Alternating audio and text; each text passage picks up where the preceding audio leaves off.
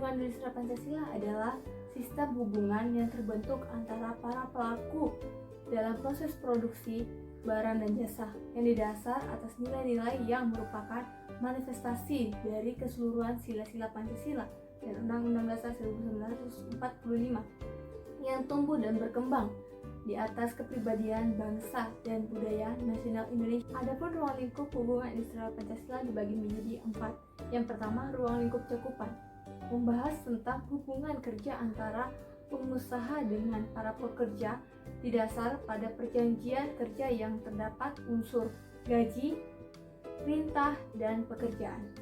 Yang kedua adalah ruang lingkup fungsi. Fungsi ini dibagi menjadi 3. Yang pertama adalah fungsi pemerintahan. Fungsi pemerintahan yaitu menetapkan kebijakan, memberikan pelayanan, melaksanakan pengawasan, dan penindakan terhadap pelanggaran undang-undang ketenagakerjaan yang berlaku. Kemudian yang kedua, fungsi pekerja adalah menjalankan pekerjaan, menjaga ketertiban, menyalurkan aspirasi, mengembangkan keterampilan, dan ikut memajukan perusahaan. Fungsi yang ketiga, fungsi pengusaha adalah menciptakan kemitraan, mengembangkan usaha, memperluas lapangan pekerjaan, dan memberikan kesejahteraan kepada pekerja. Ruang lingkup yang ketiga adalah ruang lingkup masalah. Terdapat beberapa poin di dalamnya. Yang pertama, syarat kerja, pengupahan, jam kerja, jaminan sosial, K3, organisasi ketenagakerjaan, dan lain seterusnya. Ruang lingkup yang terakhir adalah ruang lingkup peraturan undang-undang ketenagakerjaan dibagi menjadi 2. Yang pertama, hukum material, yang kedua adalah hukum formal. Hukum material sendiri dibagi menjadi 3. Yang pertama adalah Undang-Undang Ketenagakerjaan Nomor 13 Tahun 2003. Yang kedua, peraturan pemerintah. Yang ketiga adalah Perjanjian Kerja Bersama atau PKB. Yang kedua adalah peraturan perusahaan atau PP dan perjanjian kerja. Yang kedua adalah hukum formal. Hukum formal ini dibagi menjadi 2. Yang pertama adalah Undang-Undang Penyelesaian Perselisihan Hubungan Industrial. Yang kedua adalah Perpu Nomor 1 Tahun 2005. Landasan hubungan industrial Pancasila mempunyai landasan ideal, yaitu Pancasila, dan landasan konstitusional adalah UUD 1945. Secara operasional, berlandaskan GBHN serta ketentuan-ketentuan pelaksanaannya yang diatur oleh pemerintah. Hubungan industrial Pancasila juga berlandaskan kepada kebijaksanaan pemerintah untuk menciptakan keamanan nasional dan stabilitas nasional. Tujuan hubungan industrial Pancasila ada 5, yaitu mensukseskan pembangunan cita-cita bangsa yang adil dan makmur. Kemudian, ikut berperan dalam melaksanakan ketertiban dunia yang berdasarkan kemerdekaan, perdamaian, dan keadilan sosial. Yang ketiga, menciptakan ketenangan, ketentraman, dan ketertiban kerja serta ketenangan usaha. Dan yang keempat, meningkatkan produksi dan produktivitas kerja. Dan yang terakhir, meningkatkan kesejahteraan pekerja serta derajatnya sesuai dengan martabatnya manusia. Tentang asas-asas untuk mencapai tujuan hubungan industrial. Asas-asas dibagi menjadi 7. Yang pertama, asas manfaat. Asas manfaat adalah segala usaha dan kegiatan pembangunan harus dapat dimanfaatkan sebesar-besarnya bagi kemanusiaan dan kesejahteraan. Yang kedua adalah asas usaha bersama dan kekeluargaan, yaitu usaha mencapai cita-cita dan aspirasi bangsa harus merupakan usaha bersama seluruh rakyat yang dilakukan secara gotong royong dan kekeluargaan. Selanjutnya yang ketiga adalah asas demokrasi, yaitu di dalam penyelesaian masalah dan nasional ditempuh dengan jalan musyawarah untuk mencapai mufakat. Selanjutnya yang keempat adalah asas adil dan merata, yaitu bahwa hasil yang dicapai dalam pembangunan harus dapat dinikmati secara adil dan merata sesuai dengan porsinya masing-masing. Selanjutnya yang kelima adalah asas berbagi kehidupan dan keseimbangan, yaitu harus diseimbangkan antara kepentingan dunia dan akhirat, material dan spiritual, jiwa dan raga, dan masih banyak lagi. Selanjutnya yang keenam adalah asas kesadaran hukum, yaitu setiap warga negara harus taat dan sadar pada hukum dan kewajiban negara penegak hukum. Yang ketujuh adalah asas kepercayaan pada diri sendiri. Itu dibagi menjadi 2, yaitu asas kekeluargaan dan gotong royong dan asas musyawarah untuk mufakat. Ada pola pikiran dan pandangan industrial Pancasila. Jadi ada 6 pola pikiran, yaitu yang pertama, hubungan industrial Pancasila atas keseluruhan sila-sila dari Pancasila secara utuh. Yang kedua, hubungan industrial Pancasila meyakini bahwa bukan hanya sekedar mencari nafkah, tetapi kerja sebagai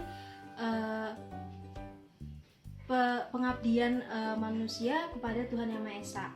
Yang ketiga, di dalam hubungan industrial Pancasila, bekerja bukan hanya dianggap sebagai faktor produksi, tetapi juga sebagai manusia yang memiliki harkat dan martabat. Yang keempat, di dalam hubungan industrial Pancasila, pengusaha dan pekerja tidak dibedakan, baik itu dari segi golongan, keyakinan, politik, ataupun gender.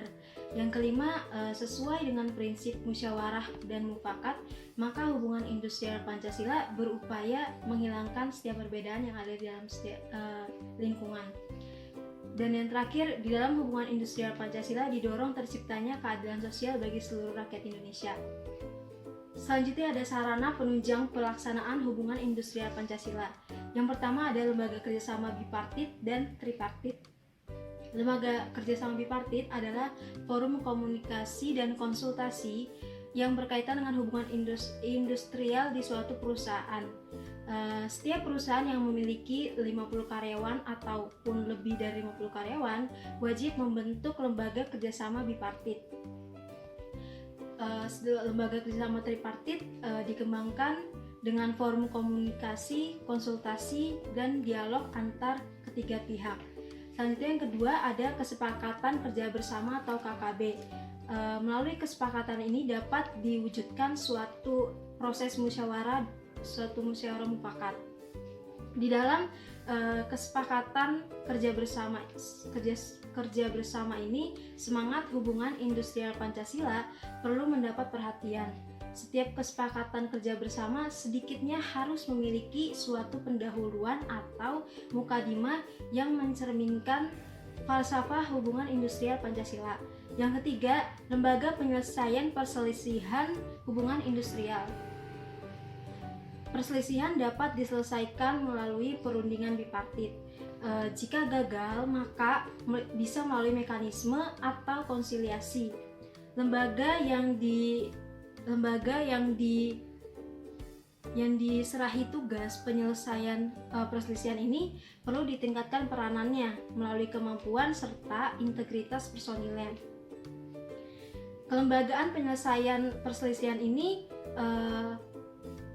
bisa melalui beberapa perantara, yaitu beberapa perantara atau arbitrase P4D atau P4P yang berfungsi dengan baik akan menyelesaikan perselisihan dengan cepat dan terarah. Yang keempat, serikat pekerja. Serikat pekerja adalah organisasi yang dibentuk dari, oleh, dan untuk pekerja, baik di perusahaan maupun di luar perusahaan, yang bersifat bebas, terbuka, mandiri, demokratis, dan bertanggung jawab, guna memperjuangkan, membela, melindungi hak dan kepentingan pekerja, serta meningkatkan kesejahteraan pekerja dan keluarganya. Yang kelima, organisasi pengusaha. Sama halnya dengan pekerja, para pengusaha juga mempunyai hak dan kebebasan untuk membentuk atau menjadi anggota organisasi atau yang disebut asosiasi pengusaha. Asosiasi pengusaha sebagai organisasi atau perhimpunan wakil pimpinan perusahaan-perusahaan merupakan mitra kerja serikat pekerja dan pemerintah dalam penanganan masalah-masalah ketenagakerjaan dan hubungan industrial. Asosiasi pengusaha dapat dibentuk menurut sektor industri atau jenis usaha, mulai dari tingkat lokal sampai ke tingkat kabupaten, provinsi, hingga tingkat pusat atau tingkat nasional. Yang keenam, peraturan perundang-undangan ketenagakerjaan. Peraturan perundangan ketenagakerjaan pada dasarnya mencakup ketentuan sebelum bekerja, selama bekerja, dan sesudah bekerja. Peraturan selama bekerja mencakup ketentuan jam kerja dan istirahat, pengupahan, perlindungan, penyelesaian perselisihan industrial, dan lain-lainnya. Yang ketujuh, lembaga penyelesaian perselisihan hubungan industrial. Perselisihan hubungan industrial diharapkan dapat diselesaikan melalui perundingan bipartit. Jika perundingan bipartit gagal, maka penyelesaian dilakukan melalui mekanisme mediasi atau konsiliasi. Bila mediasi dan konsiliasi gagal, maka perselisihan hubungan industrial dapat diselesaikan di pengadilan hubungan industrial. Saya akan menjelaskan yaitu 1. Pengupahan. Pengupahan merupakan sebuah sistem yang berperan untuk meningkatkan motivasi kerja, meningkatkan produktivitas kerja, dan meningkatkan kepuasan kerja. Apabila di dalam suatu perusahaan tidak dapat diciptakan suatu sistem pengupahan yang baik, maka upah akan selalu menjadi sumber perselisihan di dalam perusahaan tersebut. Contohnya, sebuah perusahaan mempekerjakan karyawannya dengan memberi pekerjaan yang dimana memiliki resiko tinggi terhadap kecelakaan kerja. Tetapi, perusahaan tersebut hanya memberikan upah di bawah UMR. Hal ini tidak seimbang dengan resiko kecelakaan kerja yang diterima oleh karyawan. Sehingga akan banyak karyawan yang melakukan demo di perusahaan untuk kenaikan gaji sesuai dengan resiko kerja yang diberikan.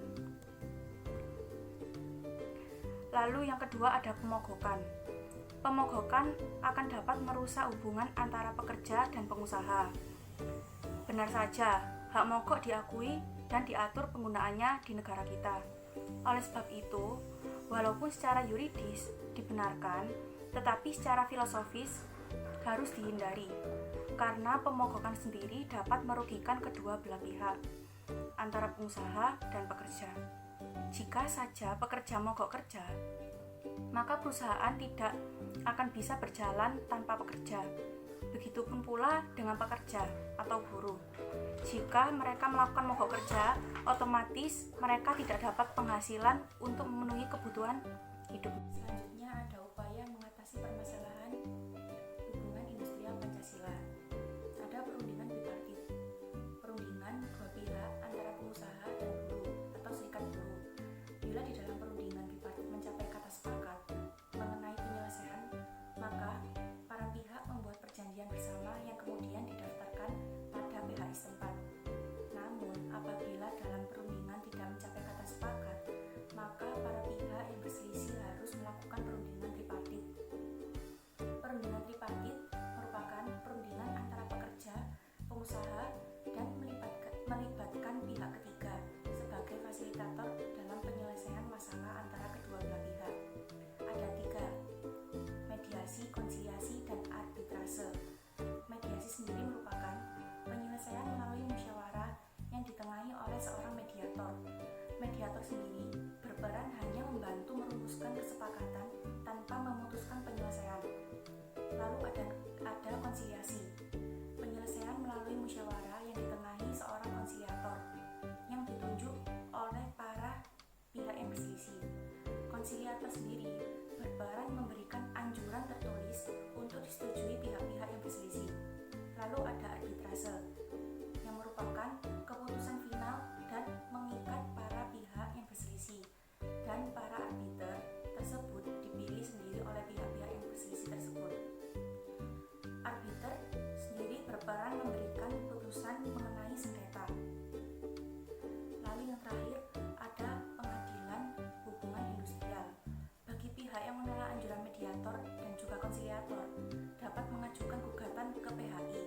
Tugas PHI sendiri yaitu mengadili perkara perselisihan hubungan industrial, termasuk perselisihan PHK, serta menerima permohonan dan melakukan eksekusi terhadap perjanjian bersama yang telah dilanggar.